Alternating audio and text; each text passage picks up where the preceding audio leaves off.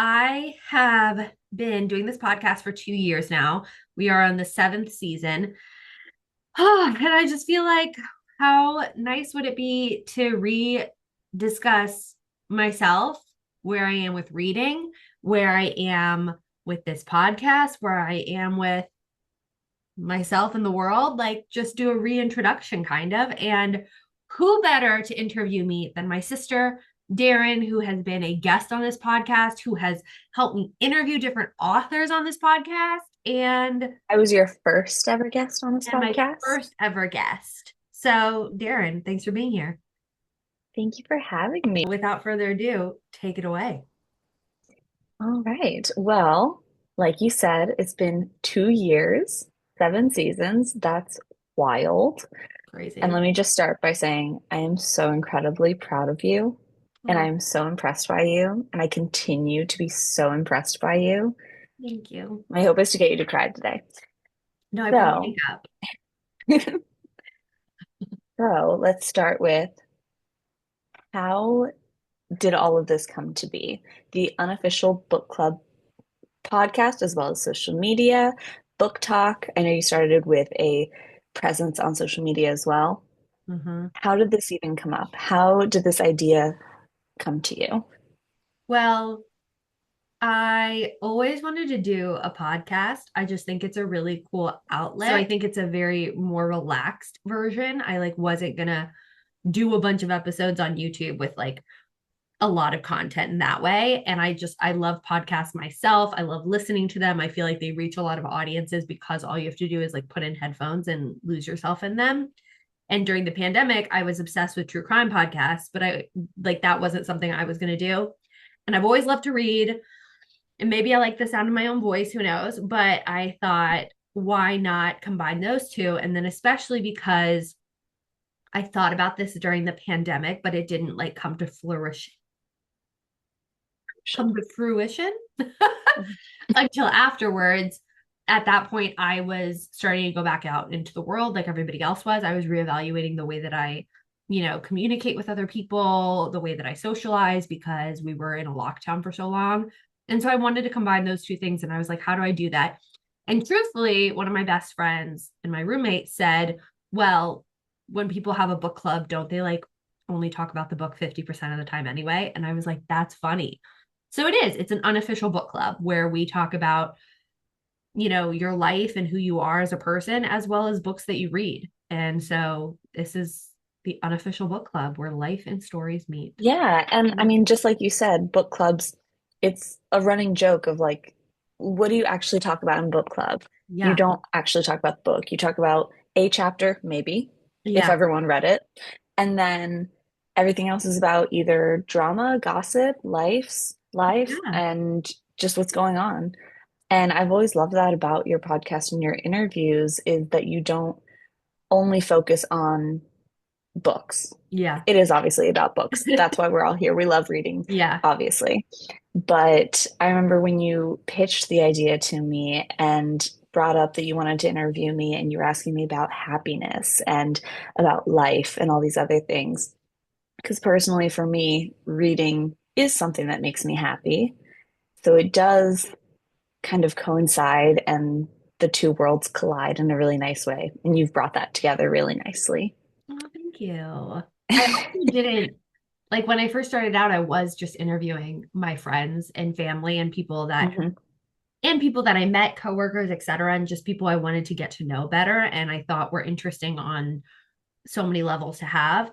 When I finally was brave enough to like reach out to book talkers and like authors and started interviewing them, I also thought, oh, this is a great way to interview them because so many authors, we love their work and we read their work and we want to talk about their work, which we do in a lot of the episodes.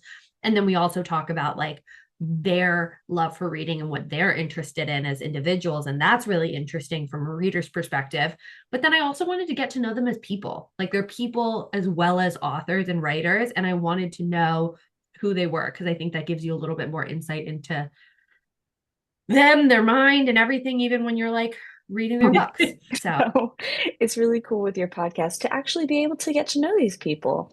in a way that's not just through their writing and their art, which is obviously a piece of ourselves, but Yeah. it's curated and edited. Yeah. So it's nice in an interview to be able to actually talk to a person about these things. So Yeah. then you reached out to book talkers and authors, and you got a lot of authors on your podcast, and you've had all these opportunities to meet people. How did you get to that point, going from family and friends who love you but were not famous, and then moving on to big name people, notable people? Um, Honestly, I give a lot of credit again to my best friend and roommate. She wants to remain anonymous, but those who know her know her. And I was talking about how that's where I really wanted to go with this. And I think it would be really cool. And she was like, well, then why don't you just like DM them or reach out to them? Because authors have like not only an Instagram, but they also have like an email on their website or whatever. And I was like, oh my gosh, no, that's so scary.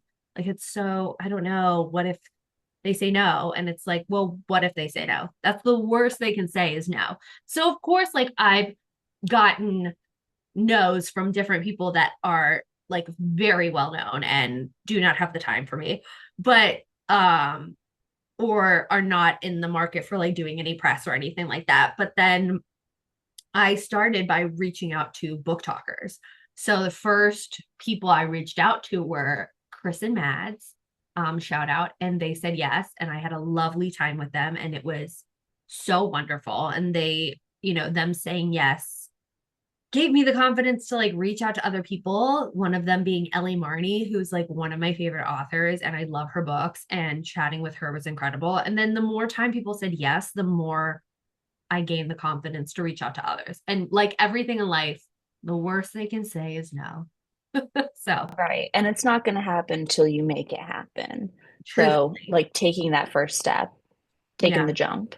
And Yeah, as understanding scary that as it's that a, is. yeah, and understanding that it's a commitment. Like I asked 2 hours of people basically, and I'm Hmm.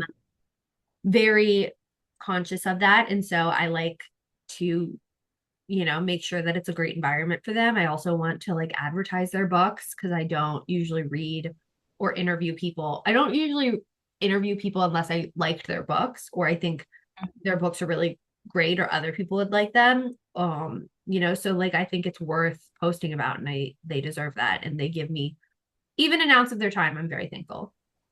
You also prepare really well for your interviews too. Like you make sure to read the content, go through, make sure that you know their website, their social media.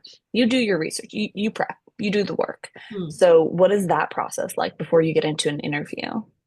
Well, usually I would say about 80% of the time I have already read their book or am currently reading it or have started it before we start the recording. Like there's only been one time where I got a I got an arc for a book literally like 2 days before I was supposed to interview the person because it came in late and I read it in probably like 12 hours. Like I was reading it at every moment of one of the days because I was like I need to be prepped for this. And I think that that's like a level of respect I want to show to somebody else too is if you're giving me your time, I want to have read your book and I want to have thought about your book and I want to also, even if it wasn't even my like favorite book of all time, like I have so much respect for writers and what they put in and I can find anything in it that like is so interesting that I know somebody else may like even if I didn't, etc. And so I do is a sign of respect to have read it beforehand. So usually I have actually every time I have honestly, but maybe not every single book if they've, written like five of them, but I do read the book beforehand. I look them up for content creators. I usually am interviewing people that I already follow and have an interest in, but I do like a deep dive into their TikTok or Yeah. Instagram, but I'm very lucky that it's so conversational that we just kind of get lost and like getting to know each other and it doesn't feel so formal as like an interview. So there's some prep, there's quite a bit of prep that goes into it, but it's all fun. And I mean, like you said at the beginning, you've been doing this for 2 years now. That is not an easy feat. Yeah, So, congrats. thank you. Um, Happy anniversary. But also, is there anything that you've learned through this time? Like anything that if you could go back and change anything from early on, would you, knowing what you know now? I probably would have been braver in reaching out to people sooner, but I also think like the friends and family that I interviewed helped me hone my craft a little. And since you've been doing this for so long too, I'm curious to know if do you have a different relationship with reading now? Since it's not just, I'm sure for both of us, it started reading in general in life as a fun thing, and then it was a school thing, and then it was fun again. And now it's also professional. Mm, So has that changed your relationship with books and reading and what you read? for sure.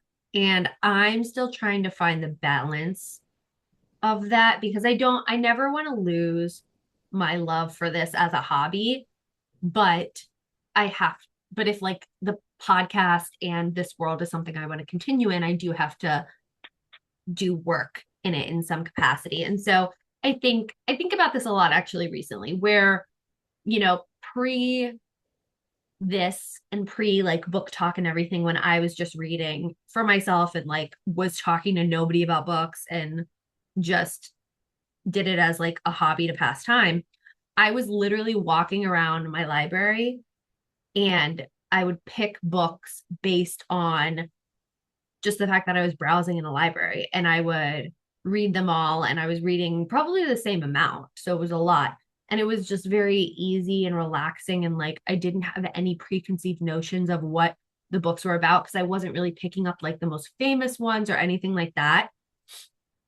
I think after this, and especially book talk, my TBR list is curated by the voices online and other people's opinions, which has worked out for me in so many ways. And I love so many of them. But then there's others that like I don't love as much, but other people loved. And I think more specifically right now, each month, there are quite a few books that I like have to read. And I have to read because I have to interview somebody or have to read because I have an arc for it or and I owe that NetGalley review. And it doesn't make me enjoy the book any less. Like I obviously enjoy the book, but it just means that my TBR list and like my monthly reading list is kind of mapped out for me. Like from now until the beginning of June is kind of mapped out. There'll be some in between that like I'll bring in and whatnot, but like it's kind of already curated, which is Funny, interesting. it's almost like you have assigned reading. Basically, but I'm like excited for it, right? But it is assigned reading. Um, but I'm really excited for it. And so I think it just overall the biggest change I would see is that I feel like I've had to and I still am working hard to quiet the outside noise, whether it's opinions on books that I didn't ask for, but are there. And I have to kind of ignore before I read the book. So I make my own opinion, or after I read the book. And also outside noise when it comes to like what books to choose. I think that's like the most. And then outside noise as to like the amount of books I'm supposed to be reading per Oh, month. well, you and I also, one of our like New Year's resolutions or something that we are doing this year is that you and I decided we're going to read at least a book together, one Yeah. book at least every month. We're Yeah. doing Here's the other thing I do. I have read, I have recently not finished series. Like if three of the books are out and there's like a fourth, whatever. Fourth Wing is one, for example. Like I read Fourth Wing and I loved it. I read the second one and it was like fine. And I don't really feel like reading the third. But I understand the hype of like why people love it. There are other series like that where like I've read the first one and I enjoyed it. I read the second one, I enjoyed it. And then I just didn't feel like continuing it on. And it Mhm. wasn't, and it was just because I didn't feel like I needed to know what was going to happen. But like I appreciate it for what it is. I enjoyed the time I spent with it. And I think others, and I understand why others love it, but like I don't need that closure. Like I'm good. I was like, this is great. I understand why Yeah. people love it. I'm going to recommend it to other people. Like I'm here for it, but like I don't feel like I need to finish it. And then there are some that like I don't think I gave enough time to, and I really do. Like the Red Rising series, That one I think I would like to read with you because I read That's the first again book. on my list. Okay, then let's Hmm. do that for March because I liked Okay, the deal. first book a lot. And then I got caught up reading other things and never got on to the second or third, etc. And so much Hmm. in his past now that like I can't. You got That's to go like back, revisit, yeah. and If you're yeah. gonna read a Hmm. series, you got to have time to read it like every book per month if you like it enough, right? And That's like I actually why recently I've been reading more of standalones because I at one point I didn't want to read standalones because I wanted to have the full like experience of multiple books and stories and being able to follow a whole saga, you know. That's why I loved the Percy Jackson series. You know, there's so many books to it and it just keeps going and it's still so good after so long. And then recently, just like in the last few years, I've started reading just the like individual books, like The Silent Patient. That was a one that I loved. The last one, loved that one too. Um, I you know, will but these be. standalone by thank you. Yeah. The last one by Will Dean. Um, and but it's a standalone. Uh-huh. And for me, that kind of gives me some closure that I like now, which Mm, I didn't think I would like that when I was going into series after yeah. series after series. I kind of like that, like tight, like wrap a little bow on it. This is a full book. I don't have to, you know, commit to a whole thing. I kind of like that. Do you, how do you feel about series versus standalones? I mean, I'm like you, right? I love a standalone. I love being able to like close a book and be done with it. Like, I think that I like that closure. I also love a series, but I think because at the moment and where I am with doing this podcast and everything else, I'm reading so much that like I'm consuming so much that I really want to read series where more than one or two books of that series are out because I would like us to pick up Red Rising in March and then do the Okay. second one and then do the For third. Like, people I, who, sorry. So last question that I have for you, regarding books particularly, um, people who are getting into reading, who hmm, are not huge readers, maybe they don't know where to start. Maybe they keep picking up books and just keep DNFing them and just can't get into a genre. yeah. Do you have gateway books for genres? I feel like the genres that are usually the hardest to get into have been romance because it's so polarizing. Hmm. Um, Fantasy is hard because it's a commitment to get into that world. Yeah. And nonfiction, a lot of people have a hard time committing to nonfiction, um, because it's a little bit with fiction you can, you know, Yeah. suspend your disbelief. Yeah. I think nonfiction, I think all of those are very particular to your taste, right? Like, I have nothing for you when it comes to romance because I think I like when a romance exists in a story, but I don't like it's not what I gravitate to. So I don't have a gateway for that. I will say Carly Fortune's Every Summer After, I just loved. But Emily Henry Beach Read is really good as well. I think when it comes to like nonfiction, it depends on the topic you're interested in. I think In with the Devil is a great true crime one because it has a little bit element of story, so it doesn't feel like you're reading a textbook. I think Minka Kelly's memoir is really good and really well written. I think that listening to them via audio book is always great. I think when it comes to fantasy or dystopian or sci-fi or whatever, that's really hard too because it depends on what people want. And I don't even read high fantasy. I loved Red Queen by Victoria Aveyard. I loved that series. It's such a nice mix Hmm. of dystopian and fantasy. So it's not fully fantasy. There's still an element of like realism in it that really makes it relatable and easy to read. I think The Gaill by Lo Meyer is really good too for the that same reason. And then I mean I loved Maze Runner when I think back on it. Because again, it has a level of realism. And I wonder if those of us who are getting into fantasy in a fantasy world although we're looking to escape, I wonder how much of us also want an element of reality in it to be able to ground us and like keep us invested and keep us feeling like we can relate to it in some way. And so those would be ones that I would really um suggest. Also, Artificial Wisdom by Thomas Weaver is so good and so relative to like AI and the world we live in with technology. So that's like a great sci-fi one. So those are my gateways probably for It's those. funny you say that like dystopian does kind of work as a gateway for fantasy because it's like a halfway point between like it is realism, it does have aspects of the world we're in now, That's what I'm saying. sadly. And then and then fantasy just takes it like to that next level Yeah. after. Yeah, like I wouldn't jump into, I mean, if you want to, go for it. But if you're not, if you're nervous about it or whatever, I don't know that I would jump into something that's complete fantasy. Um, but I don't know, some people would, and I think that that's also fun. So, uh, but yeah, those would probably be my gateways for like those.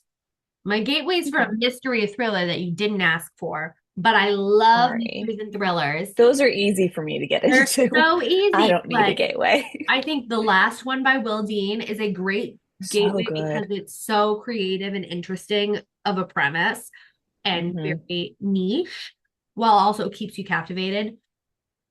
I think No Exit by Taylor Adams, I talk about 1,000 times. It's so suspenseful and keeps you on the edge of your seat.